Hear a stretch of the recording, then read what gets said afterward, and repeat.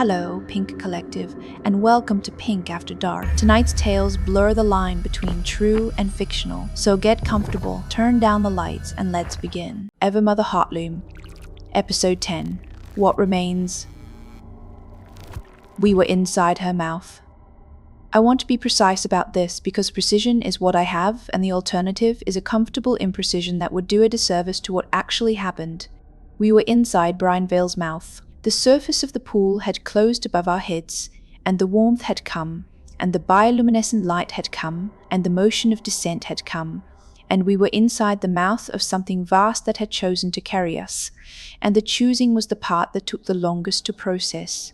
It did not feel like what I would have expected being inside a mouth to feel like. There was space. Enough space that the five of us were not pressed against each other or against any surface. Enough space that Darius, standing to my left, was 2 full arm lengths away from me, and the walls, when the bioluminescent light reached them, were further than that. The interior surface had the quality of something living, not the mechanical precision of the manager unit's construction, not the engineered smoothness of the facility's infrastructure. Something that had the warmth and slight give of a living material, lit from within by the bioluminescence she generated through her whole body, the blue-green of the pool water here warmer at the edges, shading toward amber where the light diffused into the interior surface. And it was quiet.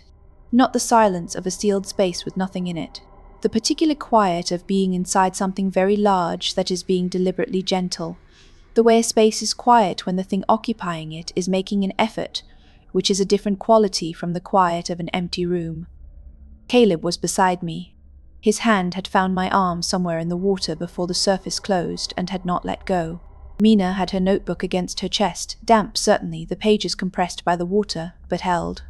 Sophie was already assessing.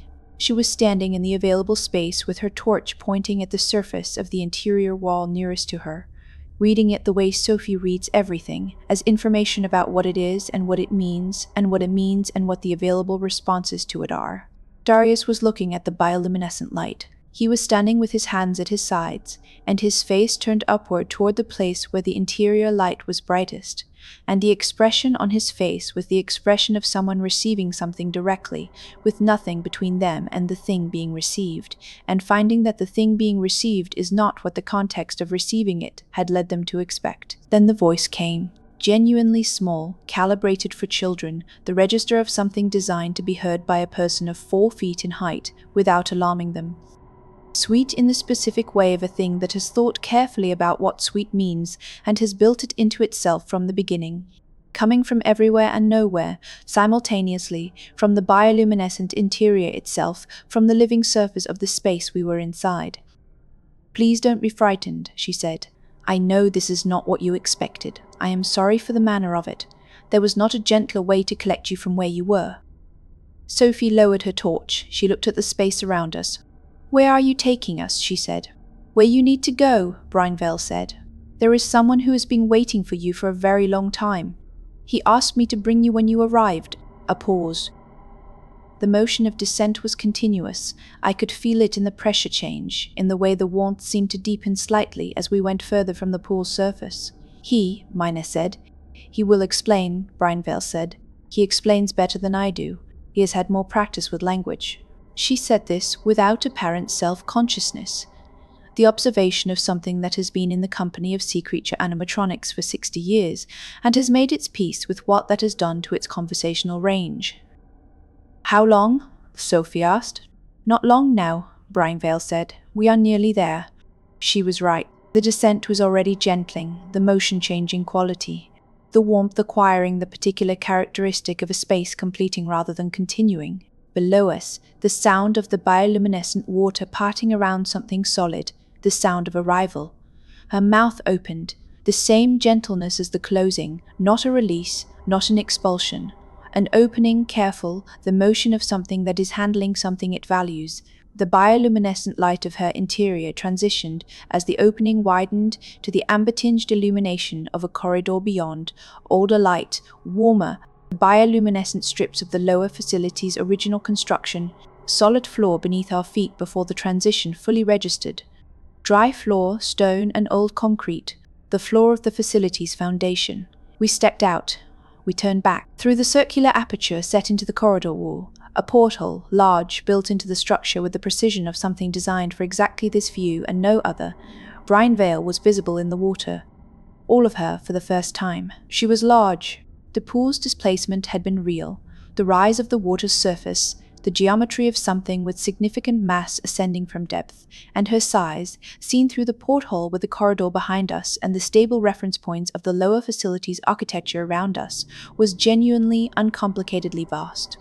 She occupied the water the way large things in large spaces occupy them, not by filling every part of it, but by redefining what the available space is organized around.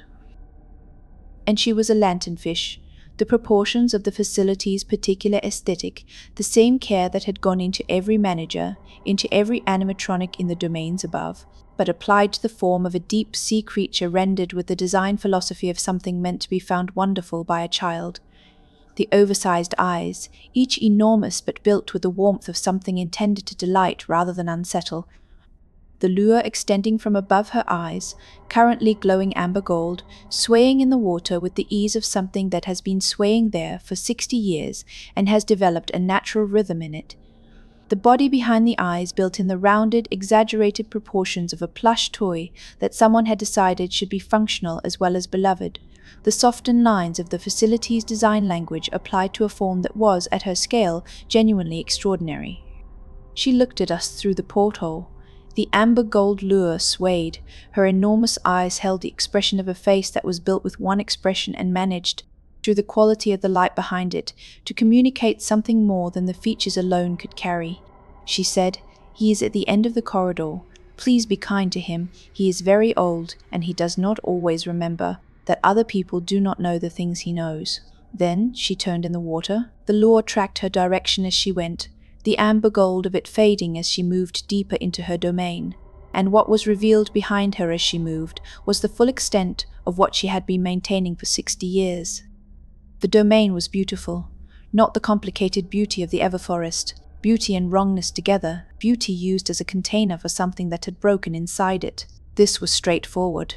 The sea creature animatronics moved through the blue and gold and deep violet of a coral ecosystem lit by Brinavale's bioluminescence, their 60-year choreography indistinguishable from the outside from something alive. The constructed jellyfish trailed light, the fabricated fish moved in their schools of improbable color, all of it held in the warmth of Brinavale's presence, which reached every part of the water she occupied and made of the whole domain a single continuous illumination. She was absorbed into it as she moved away, the scale of her becoming the scale of the water, the way large things in large spaces eventually become the space, rather than a thing inside it, until the porthole showed only the water and its color and the slow, peaceful motion of things that had been swimming the same patterns for 60 years and had made of repetition something that looked, from the outside, very much like contentment. Mina was looking at the porthole. After a moment she said, not to anyone in particular, "She carried us in her mouth."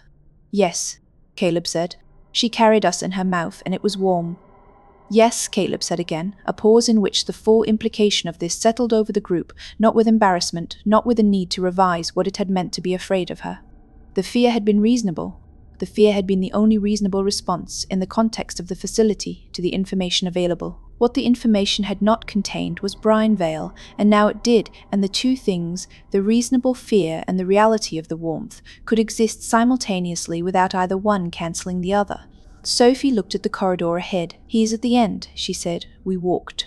The lower facility's architecture was the facility's foundation made visible, not designed for children or for the public experience of wonder, but for the structural work of maintaining both. The walls carried their own history in layers.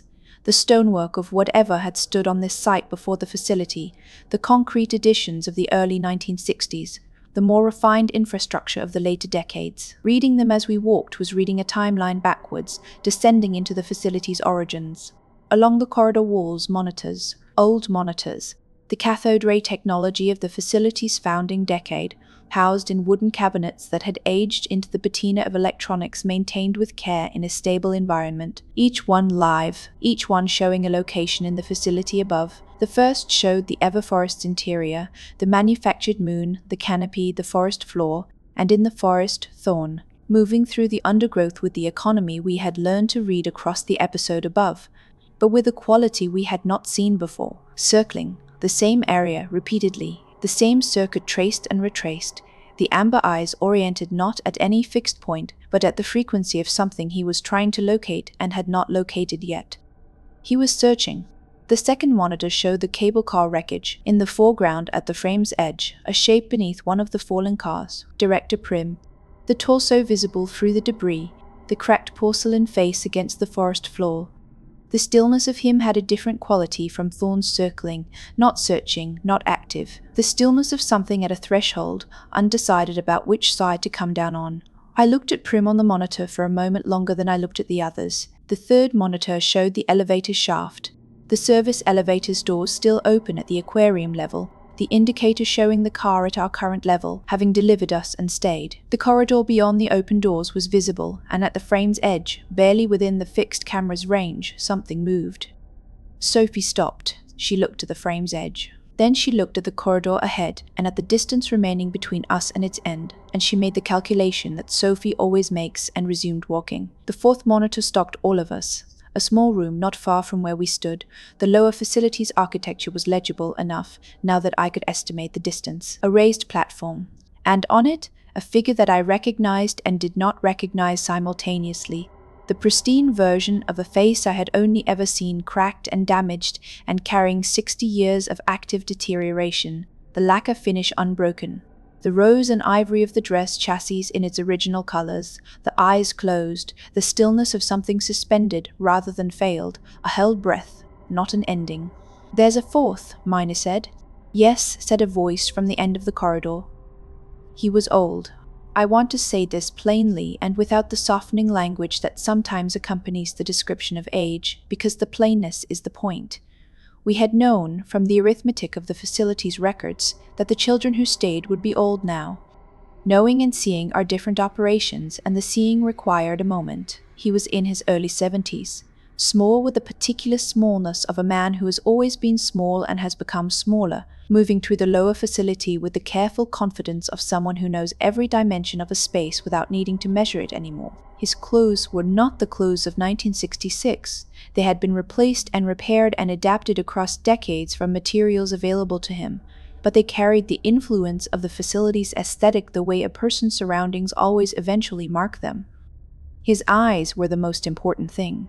Not diminished with age, full with it. The eyes of someone who has been in one place for 7 decades watching everything that happened there, and whose relationship with duration is not something that can be accessed by anyone who has spent those decades outside. He looked at us with those eyes and he said, "You found the key. I was beginning to think no one ever would." His name was Marcus Vale. He led us toward the end of the corridor and he talked, and I listened with the quality of attention I reserve for things I understand I will only hear once. "There were 3 of them," he said. He and Ada Birch, who was 9 when the facility closed, and Samuel Crane, who was 11. All 3 orphans, all 3 children for whom the facility had been, in the months before the closure, the first place that had ever felt unconditional.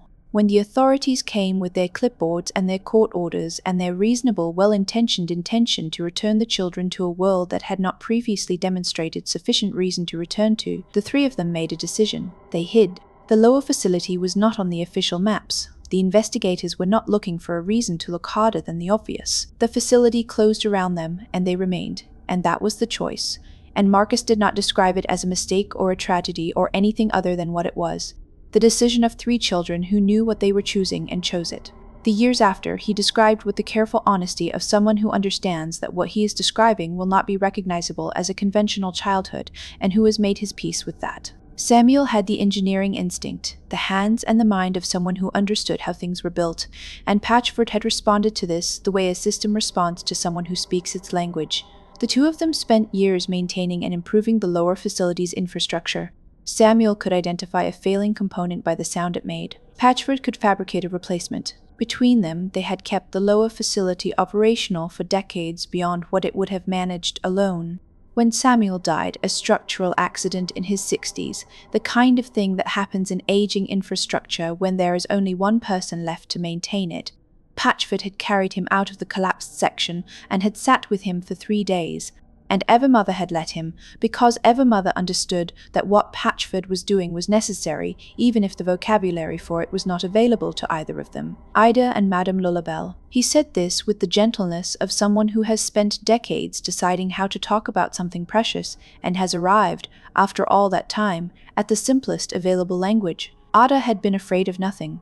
This was not bravado, it was a genuine orientation, the particular fearlessness of a child who had already encountered the worst the world outside had to offer and had come through it with her capacity for engagement intact. Madame Lullabelle had been built from a child who was afraid of forgetting herself. Between them they had found an equilibrium that was good for both, Ada's fearlessness as the mirror that Lullabelle needed, and Lullabelle's continuity as the stability that Ada, who had known very little of it, had never had before. When Ada died in the lower facility in her 50s, with Lullabelle beside her, and Lullabelle's mechanical hand in hers, and Marcus on the other side, and Evermother present through the room's speakers, the equilibrium ended. And without it, the fear at Lullabelle's core, which Ada's presence had been holding in check for decades, began its work.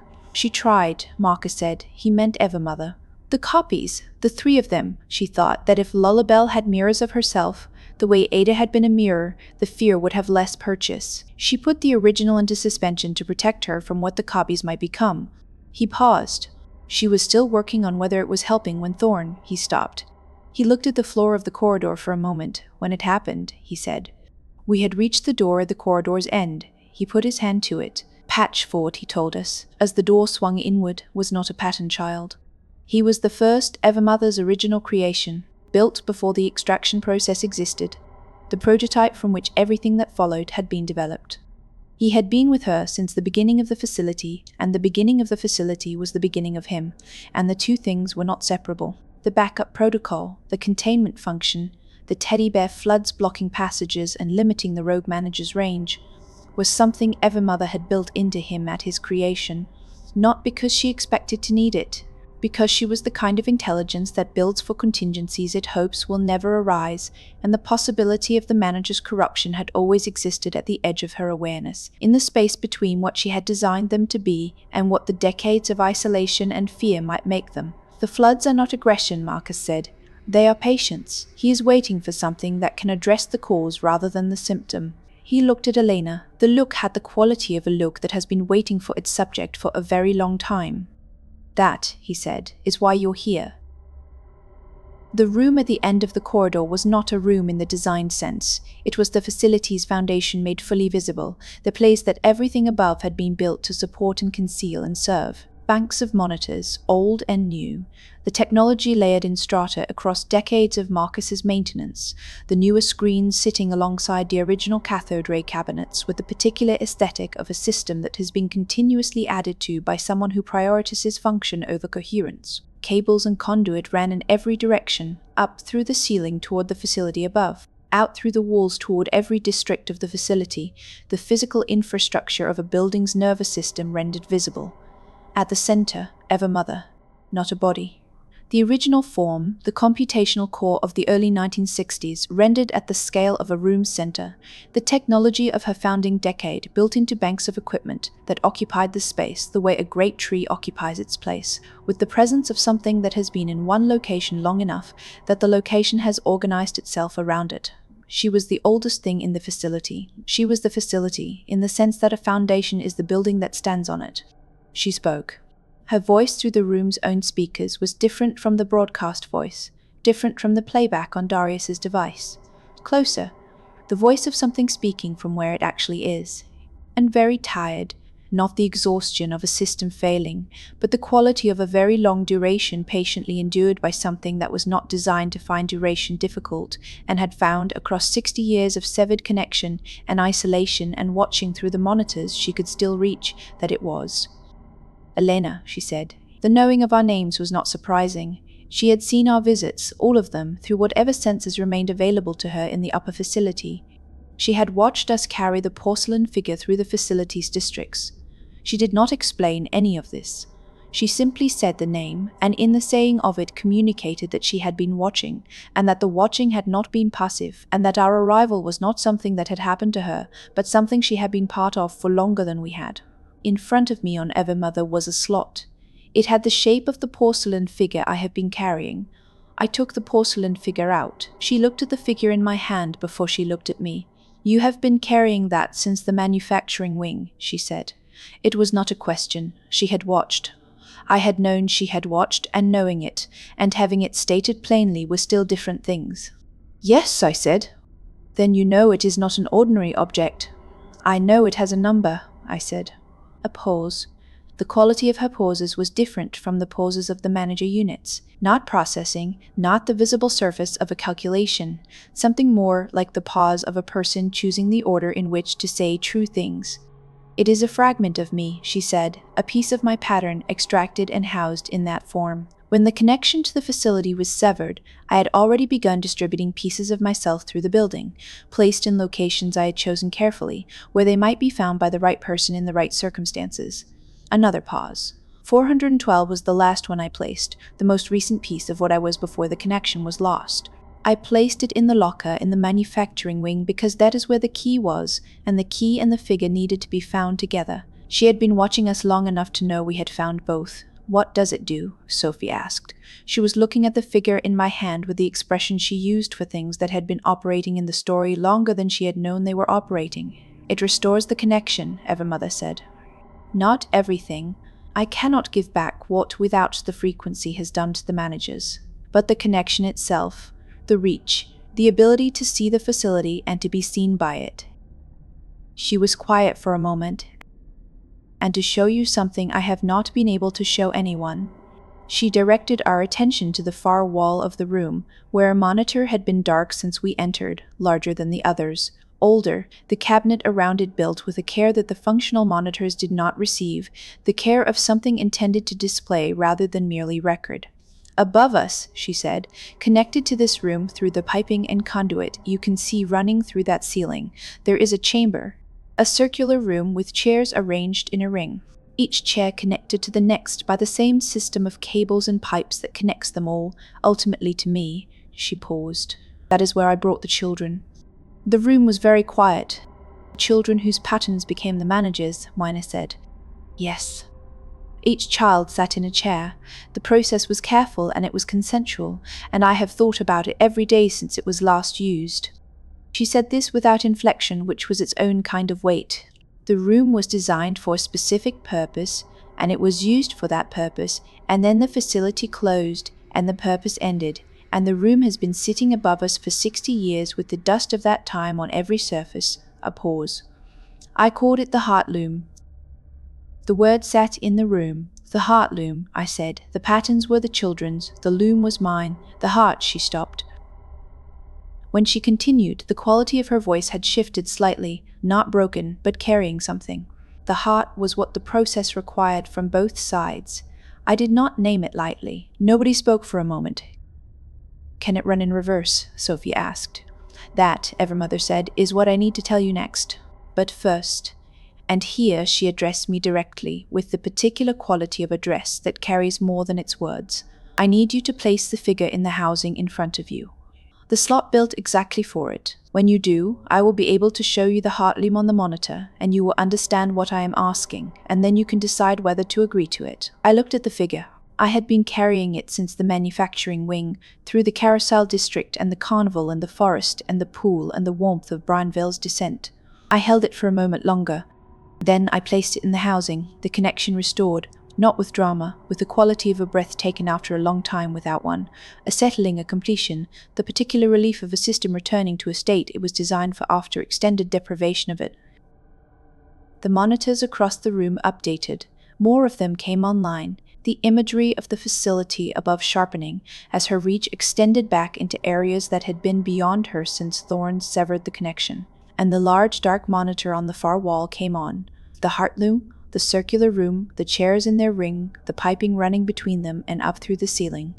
The dust of 6 decades on every surface, undisturbed, the record of a room that had been waiting with the particular patience of something that was built to last, and had been given nothing to do but last. Evermother looked at it on the monitor for a moment.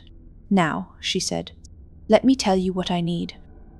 The frequency she could now restore was a connection, not a solution. It would reach the managers. It was already reaching them, the signal moving through the facility's infrastructure, the way a signal moves when the infrastructure is working as intended, but the corruption in each of them had progressed beyond what a signal could address. The fear had been in the mechanisms too long. It had become structural. The Heartloom, she said, had been built for extraction. It had never been used for restoration, but the architecture of taking a pattern out was the same architecture that would allow a corrected pattern to be reintroduced. The chair in Patchford's assembly hall, connected to the Heartloom by the piping and cabling that ran through the facility's ceiling, the circulatory system of the building made literal, was the interface point. The machine could, in principle, be run in reverse. Not to take a pattern from someone, to give a manager back the version of themselves that existed before the corruption reached the mechanisms that determined intent. She could not do this without someone in the chair. The interface required a human presence. She had built this constraint into the Heartloom deliberately, the one condition that ensured the process could never be initiated without consent. "What does it do to the person in the chair?" Sophie asked, before any of us could. Evermother was quiet. "It is not comfortable," she said. "And it is not without risk. The interface was designed for extraction. The experience of having a pattern read is not the same as reading another pattern in the corrected direction. I cannot tell you what it will feel like. I can tell you that I designed it to be survivable and that I have never had cause to test that design. The silence in the room was the silence of a true thing that no one is yet ready to respond to." Marcus spoke from his chair in the corner, where he had settled with the ease of someone occupying a space they have occupied for years. "She has never lied to me," he said, "in 70 years, not once." He said it the way he said everything, without performance, without the weight of someone making a point. As a fact, as the most relevant fact available. The frequency moved through the facility, and when it reached the managers, something happened to them. We watched it on the monitors. The Everforest monitor, Thorn, still circling, and then not circling. The circling stopped. He stopped completely in the middle of the forest path, four-limbed, and his head came up, and the amber eyes oriented upward at something that was not the canopy, the signal, reaching him through the forest systems, through whatever in his construction was built to receive it, returning after the absence like a sound heard again, after so long that you had stopped remembering you were missing it. He was still for a long moment. Then he rose, all the way up, the full extension of his upright configuration, 6 meters of old-growth wood and dark iron, the antlers reaching their full vertical height, the posture of a manager unit functioning within its designed parameters, rather than the regression the corruption had driven him into. The amber eyes at full height, carrying the forward light of something that has received its orientation again. He was not restored. The frequency's return was not a cure. She had told us this, and the monitor confirmed it. What it restored was his full capacity, and his full capacity, after 60 years of fear amplified and unchecked, was not the gentle forest guardian of the operational period. It was something larger than that, and less contained, and moving through the Everforest with a purpose that the monitor could not fully resolve, but that the quality of his motion communicated without ambiguity. He was coming. The second monitor, prim beneath the cable car wreckage, a long stillness, then an arm moving, the cracked porcelain shifting, debris displaced, the fractured face lifting from the forest floor, the displaced eye orienting. Slowly, with the deliberateness of something that has been at a threshold for a long time and has now received the information that determines which side to cross, Director Prim began to rise. The wreckage shifted around him. He was not intact. He was not the formal figure of the facility's administration, but he was upright, or becoming upright, and he was moving in a direction, and the direction was through the forest toward the facility structure, and the facility structure led, if you followed it down through every level, to this room. The third monitor, the elevator corridor at the aquarium level. The open doors, the indicator showing the car at the lower level, and the movement at the frame's edge that Sophie had noted on our way down, now resolved. 3 figures at the corridor's end, standing before the open elevator doors, looking at the indicator. The 3 Madame Lullabelles damaged and silent, the song absent, the glass eyes oriented at the open car with the expression of the listening posture applied to a mechanical decision. Sophie had unlocked the elevator with the Marcus key before Brian Bell had taken us. The car was at the lower level. The button had been pressed. The elevator was available. The 3 Lullabelles stepped in. Together, all three, the simultaneous motion we had learned to recognize as the signature of their shared corruption. The doors closed. The indicator on the monitor began its descent. The fourth monitor, the room down the corridor, the dormant Madame Lalabelle, pristine and still and suspended, the rose and ivory of the original chassis, the eyes closed. Until they were not. Her eyes opened slowly, her head turned toward the door of the room, and then, for the first time in the lower facility, the first time in whatever span of years the suspension had covered, the bass melody began.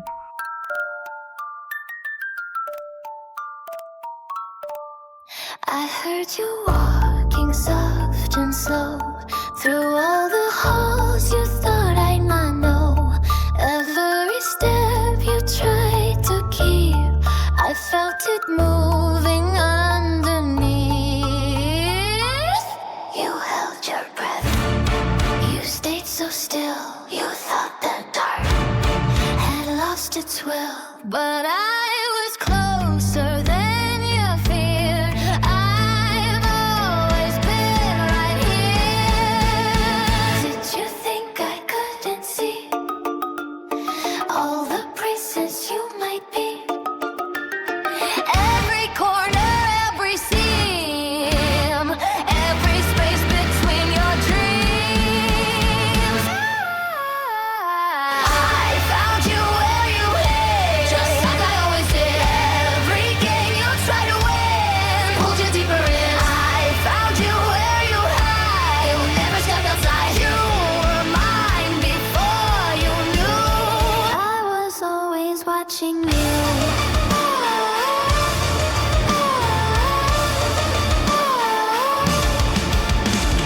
Walls don't keep me out, you see. They only hold you close to me. Every door you shut too tight keeps you safely in my sight. Stay still, don't move, I'm close, so close.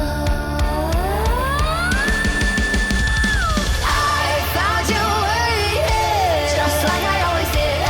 Every breath you tried to take was a little more to break. I found you where you hid, just like I always did. Every breath you tried to take was a little more to break.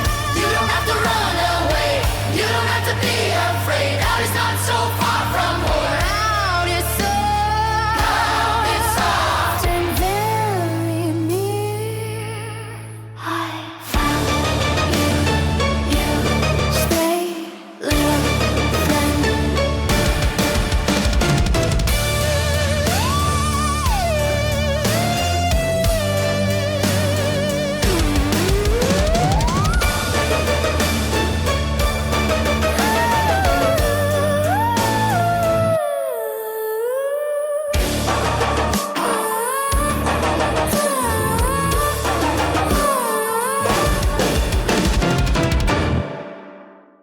If tonight's story stayed with you, become part of the Pink Collective by liking, commenting, and subscribing.